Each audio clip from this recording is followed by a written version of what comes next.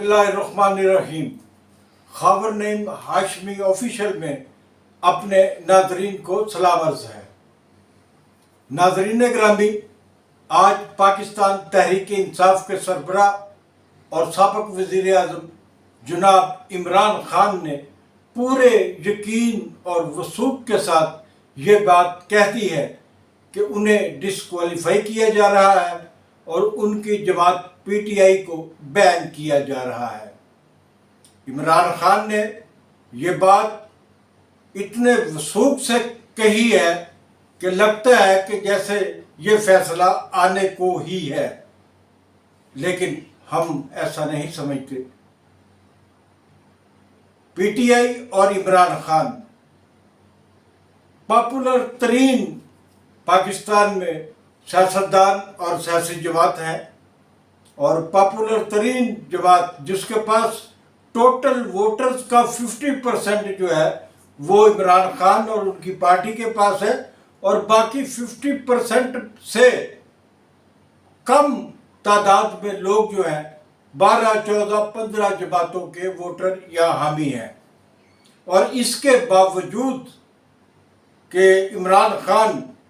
अपनी मकबूलियत के बल बोते पर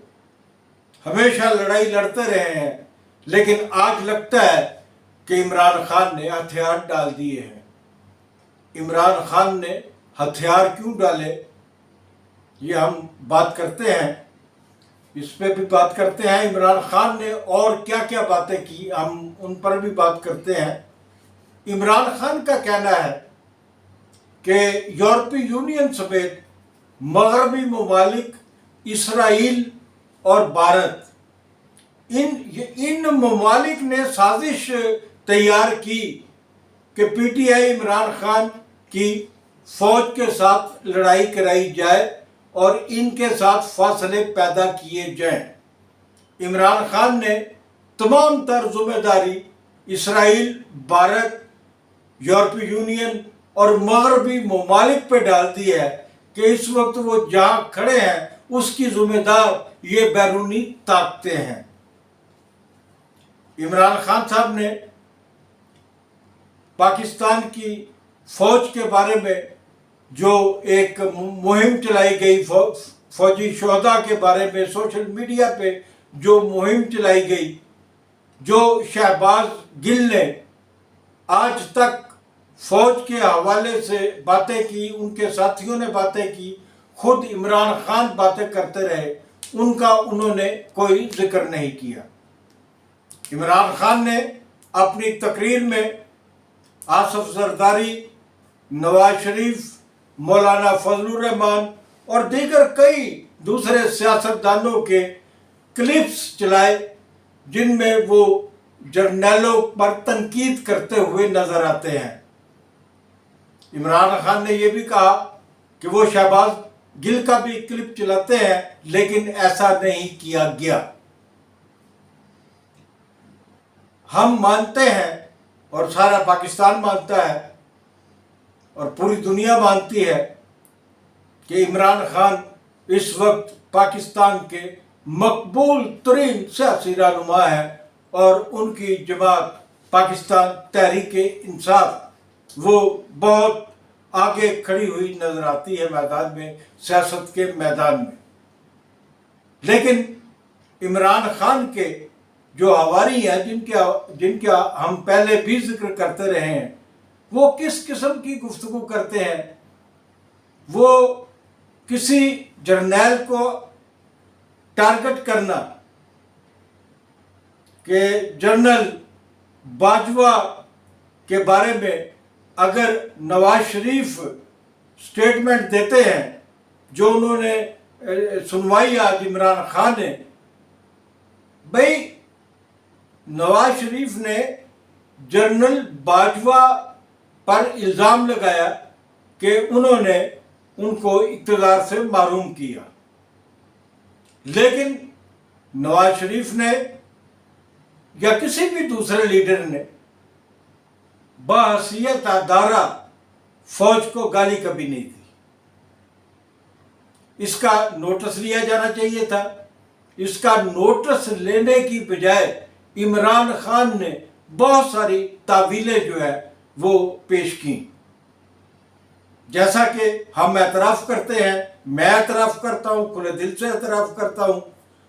جو پاپولر ترین لیڈر ہیں ہمارے عمران خان، ان کی جماعت جو ہے وہ پاپولر ترین جماعت ہے، اور آپ برے صغیر یا ہمارا یہ پورا خطہ جس میں پاکستان بھی شامل ہے، آپ دور نہیں جائے،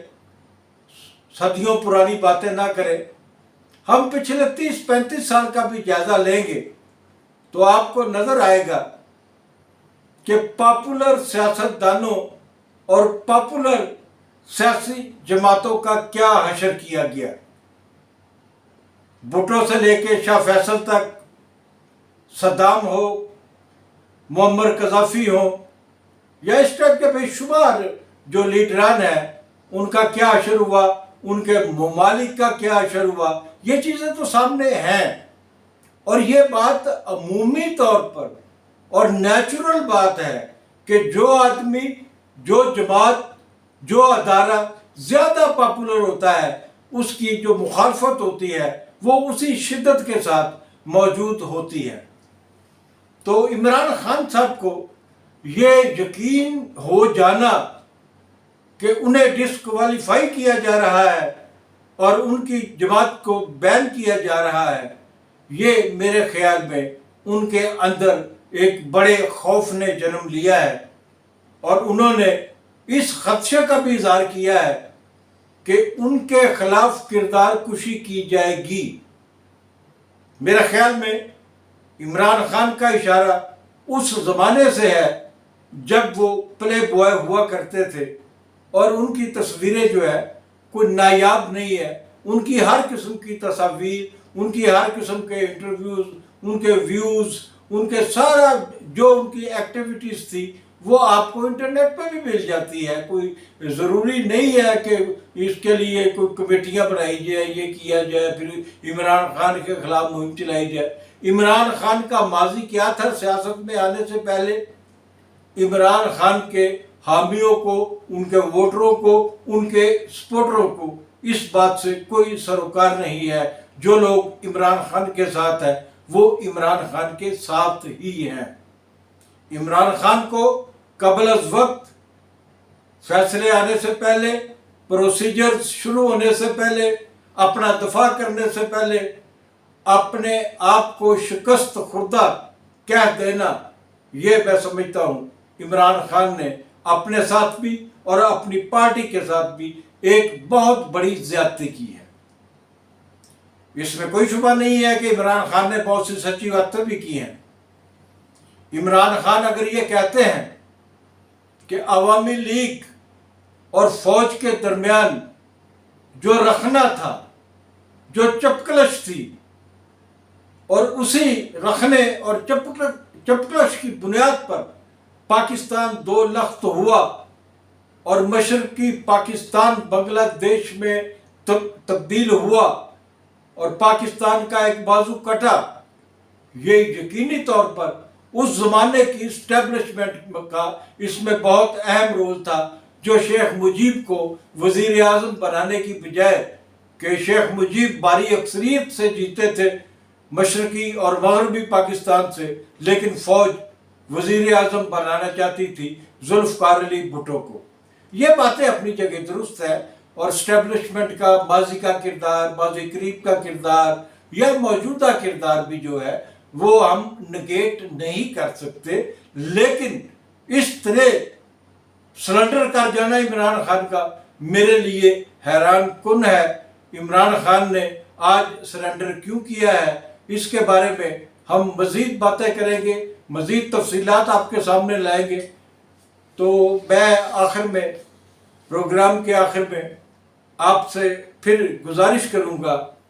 کہ خاور نعیم ہاشمی آفیشیل کو سبسکرائب کریں، لائک کریں، دوستوں کو فارورڈ کریں۔ یہ آپ کا اپنا چینل ہے اور یہاں میں نہیں، آپ گفتگو کرتے ہیں۔ خدا حافظ۔